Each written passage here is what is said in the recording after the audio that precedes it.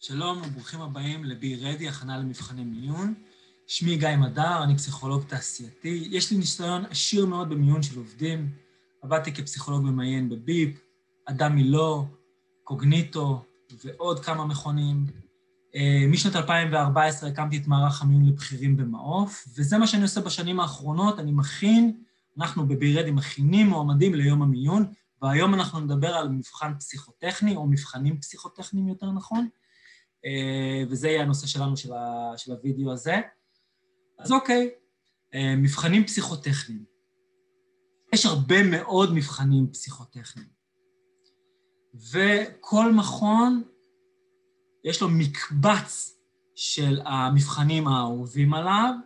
לכל תפקיד הוא עושה באמת מקבץ מסוים של מבחנים פסיכוטכניים, כי לתפקידים מסוימים לא צריך מבחנים כאלה ואחרים. ולתפקידים אחרים, כן, אז מתאימים, כל מכון מתאים עבור כל מועמד לאותו תפקיד, את סוללת מבחני הפסיכוטכני, המבחן הפסיכוטכני שהוא יקבל. אנחנו קוראים לזה מבחן פסיכוטכני, אבל זה מבחנים פסיכוטכניים, בגדול. אוקיי, אז איזה מבחנים פסיכוטכניים כמעט בטוח שיהיו לכם, ואיזה מבחנים פסיכוטכניים יותר מתאימים לתפקיד שלכם, ואיך מתכוננים, והאם אפשר לשפר, והתשובה היא חד משמעית. כן, אני אחזור על השאלה הזאת. האם ניתן לשפר מבחנים פסיכוטכניים? התשובה היא חד משמעית. כן, צריך, חייב, רצוי, מוכרח, מוכרחת, מוכרחים, חייב לעשות את זה, חייב להתאמן, כמו שבפסיכוטכני, כמו שבפסיכומטרי, אנחנו עושים הכנה לפסיכומטרי, זה בדיוק אותו דבר, בדיוק אותו דבר.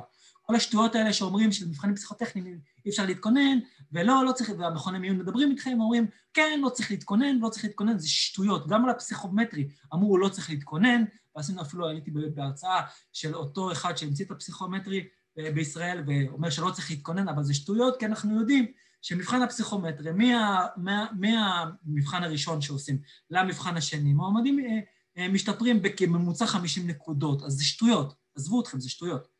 למבחן הפסיכוטכני חייב להתכונן, ודווקא למבחן הזה, כי זה המבחן שהכי קשה להתכונן אליו. לרעיון האישי יותר קל, למבחני האישיות יותר קל, אמינות כמובן, דינמיקה יותר קל. וזה אני כנה איתכם. המבחן הפסיכוטכני זה המבחן שהכי קשה להתכונן אליו. אבל, אם אנחנו לוקחים לעצמנו משהו כמו 3 ימים,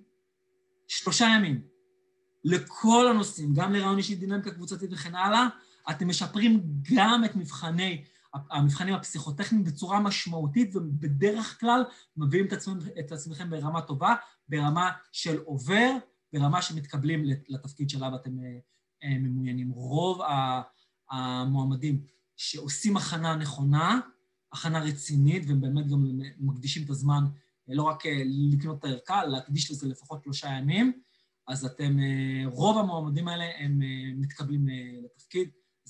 זה לא סטטיסטיקה מוכחת, זה מה שאנחנו רואים במכון שלנו, במועמדים שלנו.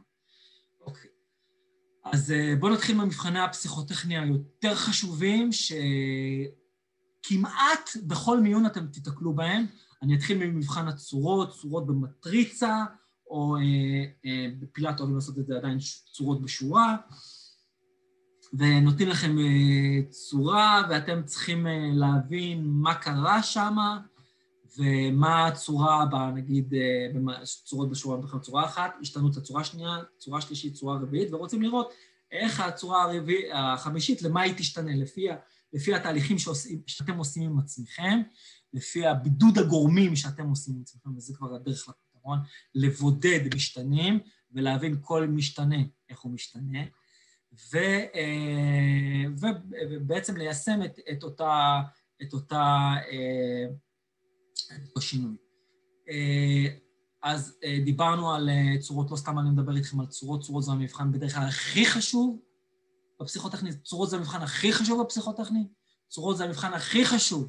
אז קודם כל, צורות.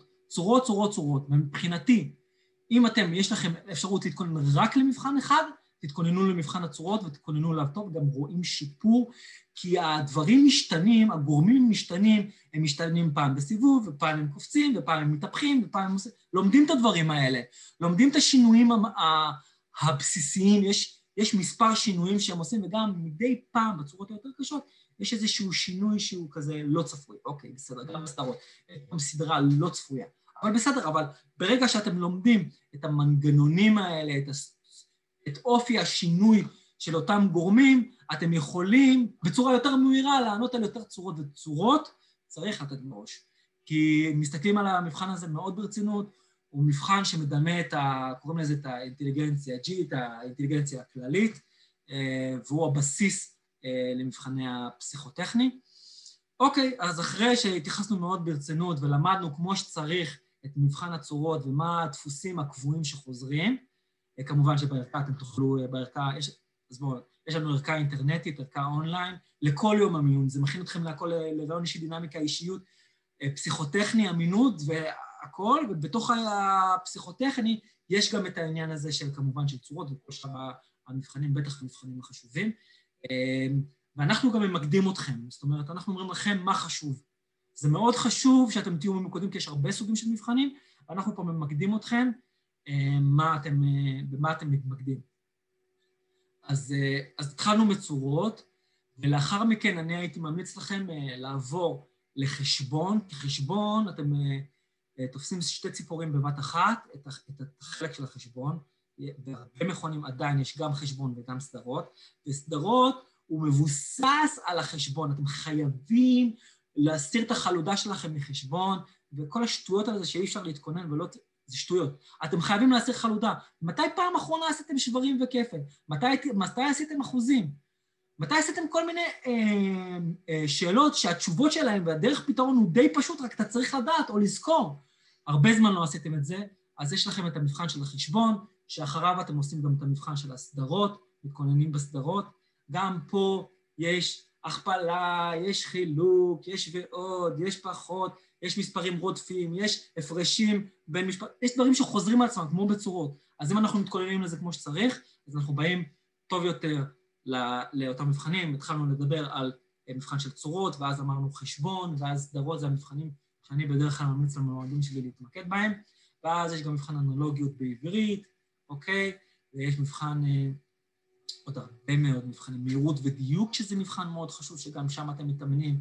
יש מבחן הוראות, שהוא מבחן מאוד מאוד מאוד חשוב, you name it. יש עשרות של מבחנים פסיכוטכניים, שאנחנו ממקדים אתכם לאיזה מבחן מתאים לכם, מה סוללת המבחנים שהיא מתאימה לכם, וכמובן נותנים לכם המלצה על מה לעבוד בהתחלה, ואיך לא לבזבז את הזמן. סתם דוגמה, מבחן באנגלית, אם יש לכם זמן סבבה, תקראו ספר, מבחן באנגלית אנחנו לא עובדים על זה.